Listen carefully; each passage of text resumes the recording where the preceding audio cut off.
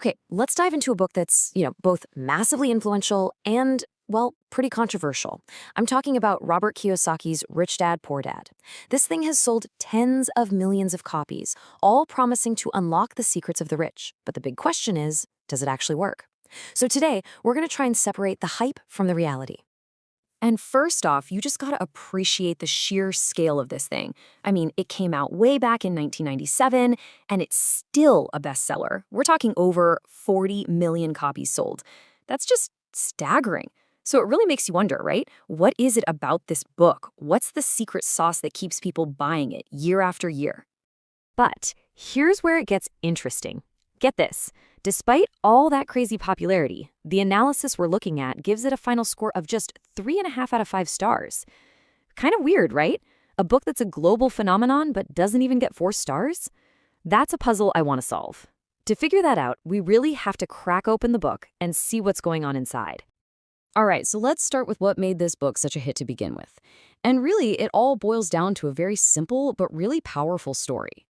So Kiyosaki builds the whole book around this idea of two dads who gave him completely opposite advice.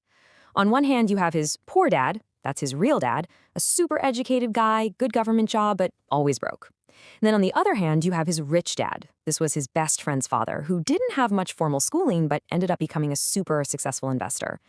And it's this simple clash of ideas that just completely flips the script on everything you thought you knew about money. And this is really where the book's magic lies. See, it's not just a list of financial tips. Nope, it's designed to fundamentally change how you think, to basically rewire your brain about money. So let's get into the big ideas. Okay, this is it. This is probably the single most famous quote from the entire book. It's the core idea that everything else is built on. Now, it sounds almost too simple, but Kiyosaki's whole point is that pretty much everyone gets this dead wrong. And that, he says, is why most people never get rich. What makes Kiyosaki's approach so powerful is just how simple he makes it. An asset, it puts money in your pocket. End of story. We're talking things like rental properties, dividend stocks, a business you own, stuff that pays you. A liability, that takes money out of your pocket. Things like your car loan, your credit card bills, and, get this, he even says the house you live in is a liability. According to him, just getting that one difference is like the most important first step. And this right here shows exactly what happens when you spend your life buying liabilities instead of assets. You end up in what he famously calls the rat race. You know the drill. You work to make money, but the more you make, the more you spend. You get a raise, you buy a fancier car. You get a promotion, you buy a bigger house. And before you know it, you're trapped on this hamster wheel, working harder and harder just to keep up with all the payments. And he doesn't stop there. He builds on this with a couple of other really powerful ideas that kind of go against the grain. First is work to learn, not to earn.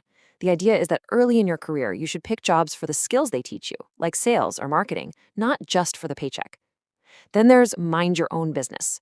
And he doesn't mean quit your job and launch a startup. He means use your evenings and weekends while you still have that steady paycheck to start buying or building those assets we talked about. So when you put all of that together, you can totally see why this book hits people so hard. Its real power isn't in giving you a step-by-step plan. Nah. It's about grabbing you by the shoulders and shaking up everything you believe about jobs, money, and what it means to be secure. It's pure motivation. Which brings us to the million-dollar question, right? It all sounds great. It's super inspiring, but is it really that easy?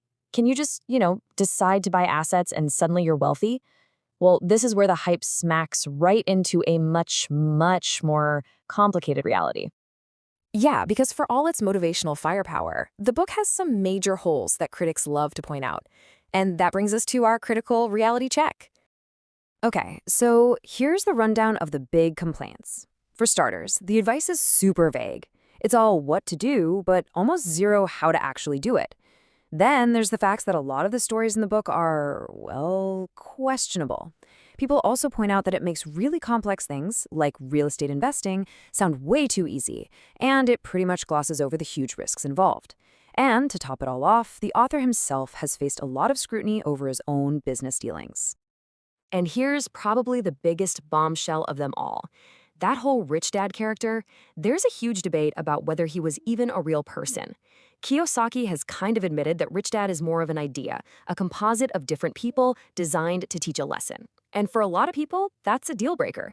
It basically turns the book from a true story into, well, a financial fable.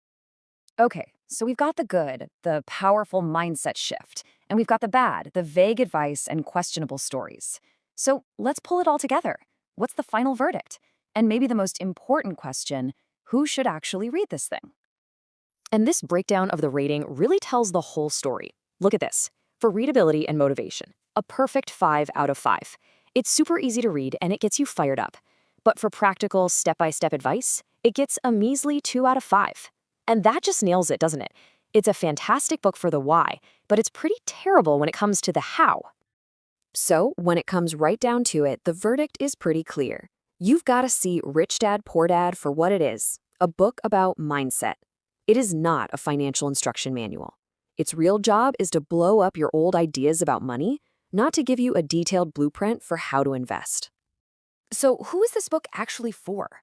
Well, if you're a complete beginner with money, or if you feel totally stuck in that rat race we talked about, it can be a fantastic starting point.